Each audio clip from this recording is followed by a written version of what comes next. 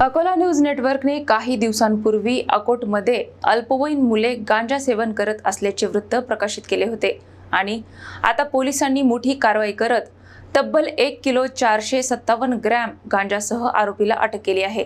अकोट शहरात वाढत चाललेल्या अंमली पदार्थाच्या विळख्यात अखेर पोलिसांनी मोठी कारवाई केली आहे। विशेष म्हणजे काही दिवसांपूर्वी ANN अकोला न्यूज नेटवर्कने अल्पवयीन मुलांमध्ये गांजा सेवन वाढत असल्याचा धक्कादायक प्रकार उघड केला होता आणि त्यानंतर पोलीस प्रशासन ऍक्शन मोडमध्ये आल्याचे पाहायला मिळत आहे। 28 एप्रिल रोजी सायंकाळी अकोट शहर पोलीस स्टेशनच्या DB पथकाला गुप्त माहिती मिळाली की बर्फ कारखान्याकडे जाणाऱ्या सार्वजनिक रस्त्यावर एक इसम गांजा विक्री करत आहे। माहिती मिळताच पोलीस निरीक्षक अमोल माळवे यांच्या मार्गदर्शनाखाली DB पथक प्रमुख पोलीस उपनिरीक्षक निलेश बारहाते यांनी पंच, व्हिडिओग्राफर आणि वजन काटा धारकासह घटनास्थळी धाड टाकली। यावेळी आरोपी सुरेंद्र प्रल्हाद भेतरे हा मोटारसायकलवरून गांजा विक्री करताना रंगेहात पकडला होता। आरोपीच्या ताब्यातून तब्बल 1 किलो 457 ग्रॅम गांजा तसेच मोटारसायकल असा एकूण 84,700 रुपयांचा मुद्देमाल जप्त करण्यात आला। या प्रकरणी NDPS कायद्यान्वये गुन्हा दाखल करण्यात आला असून आरोपीला अटक करण्यात आली आहे। अकोटमध्ये वाढत्या अंमली पदार्थाच्या जाळ्यावर